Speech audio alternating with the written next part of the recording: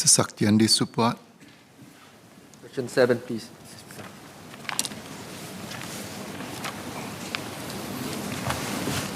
Question 8, please, Mr. Speaker. I was about to repeat my answer.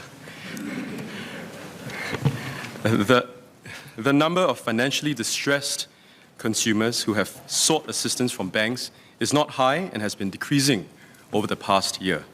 Now, broader indicators also suggest that the household and corporate debt situation in Singapore remains resilient on the whole.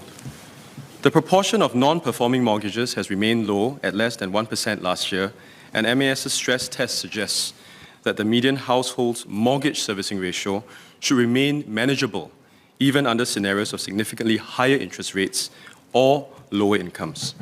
Now, for non-performing corporate loans, well, the proportion of non-performing corporate loans has also remained low, at about 2.6%. Here too, MAS's stress test suggests that debt servicing of Singapore-listed firms is likely to remain manageable as interest rates rise, with most firms having sufficient earnings to cover their interest expenses and cash reserves to provide buffers. Industry-wide credit relief measures have been gradually withdrawn in line with the broadening of the economic recovery and a steady decline in the number of applications for assistance.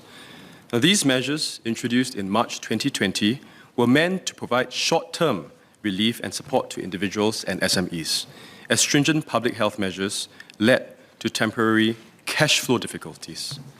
Conversely, recent market-driven interest rate increases have been accompanied by continuing income growth. This mitigates the impact on the debt servicing ability of most borrowers. Indeed, the debt relief schemes introduced during the pandemic are not meant to insulate borrowers from the normalization of interest rates. However, a small segment of households, especially those with higher leverages, could be more constrained by higher interest rates. And so they should approach their lenders early to explore possible loan refinancing and repayment solutions. And for financially distressed HDB homeowners, MAS has worked with MND, HDB, MOM, and financial institutions to establish standardized interventions when late repayments occur. These include potential loan restructuring solutions, early referrals to appropriate social service agencies, and in certain limited cases, helping them obtain alternative HDB accommodation where foreclosures are unavoidable. Likewise, companies with low net profit margins should approach their lenders early to work out suitable loan repayment schemes and plans. More broadly, everyone should exercise caution in their new borrowings. Households and businesses should plan for future and further interest rate increases and be sure of their ability to service their loans before making additional long-term financial commitments. Mr. Saktiandi, support. Mr. Speaker, I'd like to thank MOS for his detailed answers. I have two SQs. First is, the reason why I'm asking this question is because I'm concerned about the slow but then eventually rapid boil from the rising interest rates. In particular, the impact on the rising cash outlays of households and businesses, particularly from the cascading effect of the interest rates. So my first question, is it possible to assess the rising cash outflows and its impact on households from the rising interest rates for this year and next? Second question is probably what are the proportion of Singaporean households vulnerable and likely to turn vulnerable at the margin rather than currently vulnerable as mentioned by MS just now, and what can they do now as Singaporean households and businesses mostly affected by potential slow but then rapidly boiling as we go forward beyond the second half of this year. Thanks. I thank Mr. Saktiandi Supat for his SQ.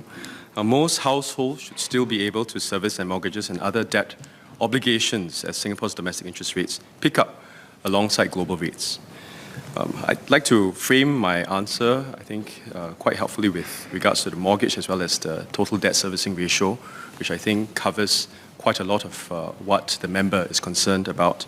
And so the total debt servicing ratio framework, TDSR, captures a borrower's monthly expenses on all types of debt, including mortgages, car loans, and unsecured debt, as a proportion of income.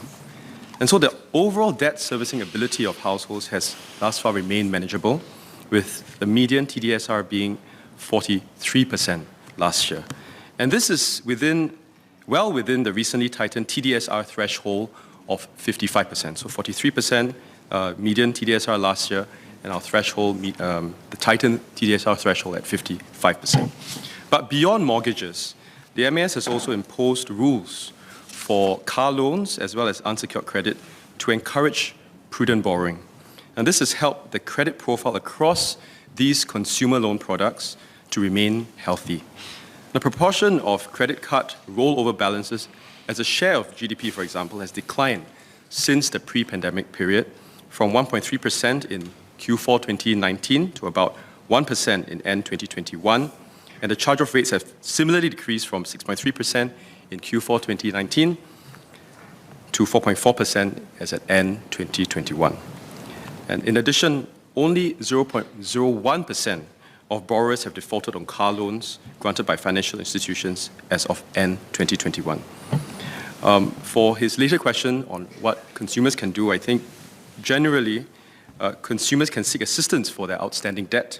For example, consumers in financial distress can seek help from Credit Counselling Singapore, for example, for debt management assistance or by taking up commercial fraud products, such as debt consolidation plans that may alleviate their repayment burdens. Thank you.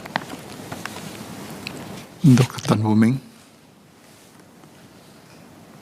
I thank the MOS for its answer. Can I ask if MAS coordinates with other agencies in government to look at the exposure of households to unsecured loans provided by retailers or consumer retailers, since this would be part of the broader landscape of exposure, especially with concern about economic shocks coming from outside? Thank Dr. Tan for his SQ. The answer is yes, and we have both worked with the Credit Counselling Singapore, but also we have gone upstream with regards to ensuring that consumers, borrowers, have increased their financial literacy in terms of new kinds of products that the member had mentioned. So consumers, borrowers, members of the public can go on to moneysense.sg. That's a website that we continue to build in MAS to help consumers understand their credit profiles, help consumers understand what kind of products are available on the market, and also to be exercise prudence in their borrowing, particularly in an environment of heightened interest rates.